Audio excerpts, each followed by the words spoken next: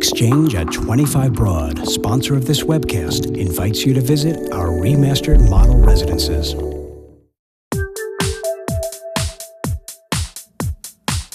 Good day. I'm Abby Overton, and this is The Real Deal.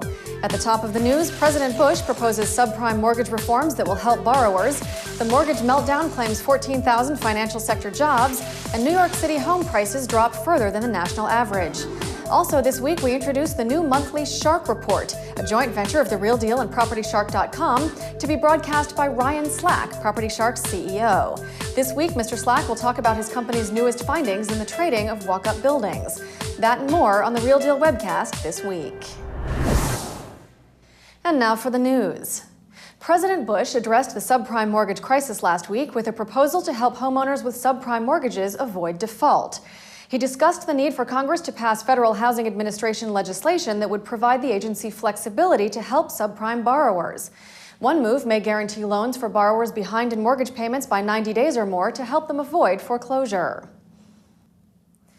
Just over 14,000 jobs have been cut in the housing-related financial sector in New York and New Jersey, according to an outplacement firm, Challenger, Gray & Christmas. The total number of cuts in the mortgage lending area this year is already more than triple the 2006 total. An index compiled by Standard & Poor's reveals that home prices declined in the New York metropolitan area by 3.4% in the second quarter, higher than the national drop of 3.2%. S&P's data covered through the end of June, and with August's acceleration of the mortgage industry downturn, the third quarter is expected to bring further deterioration in the home market. And now we turn to Ryan Slack, CEO of Property Shark, and our new segment, The Shark Report. Ryan? Thanks, Abby. Good morning and welcome to The Shark Report. Today we'll be detailing the results of our first ever walk-up apartment investment study, in which we analyze recent trends in the trading of 5+ family rental buildings. Returns are lower than they've been in recent history of New York City walk-up apartments. And while recent economic conditions have halted the upward trend in price per square foot, the amount of arm's length trading remains robust. Arm's length sales are transactions made between independent buyers and sellers and not related parties. Let's talk numbers. Transaction volume of walk-up apartment buildings increased 32% to $1.4 billion in the second quarter of 2007, higher than any of the past 10 quarters. The number of sales increased to 550 in the second quarter, up 15% from the same quarter in 2006. Citywide, the average building sold for $2.5 million versus just under $2 million in the year previous. This put the average price per square foot at $187, or 28% higher than in 2006. Even with the rosy news, flippers of walk-ups did not see high returns in the second quarter. Despite the recent run-up in returns, investors turning over their properties in less than 5 years saw their gains drop from 40% in the second quarter of 2006 to 23% in 2007, a 2-year low. What does this mean for the investor? All indications are that smart money is getting out of the market, and the upward trend in prices has stalled. The second quarter walk-up sales report can be downloaded exclusively from RealDeal.com and PropertyShark.com. I'm Ryan Slack, and thank you for tuning in to The Shark Report. Abby? Thanks, Ryan. Bovis Lend-Lease executive James Abadi defended the contractor's work dismantling the former Deutsche Bank tower, where a fire killed 2 firefighters August 18th. Abadi, speaking at a public meeting, said at least 6 safety managers worked full-time at the tower, which was abandoned after it was badly damaged by the falling World Trade Center. Also Wednesday, one of 3 disciplined fire department officials said an FDNY policy warned against entering the contaminated tower. Mahmood Khimji's Highgate Holdings has purchased the On the Avenue Hotel on the Upper West Side for $201.35 million from Rockpoint. The big boutique hotel is between 76th and 77th Street, was built in 1912 and has a 2-story penthouse. Restaurants could be launched there by Jeffrey Chodorow and Tom Valenti, owner and chef at West.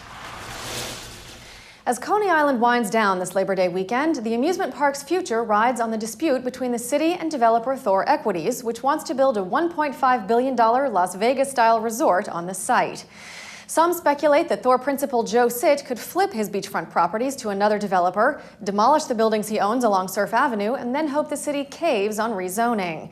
He may also be hoping to exchange his 10-acre swath of land for 8 acres of adjacent city-owned property. Some real estate experts wonder if the city could use eminent domain and cite it as blighted, and then find a new developer.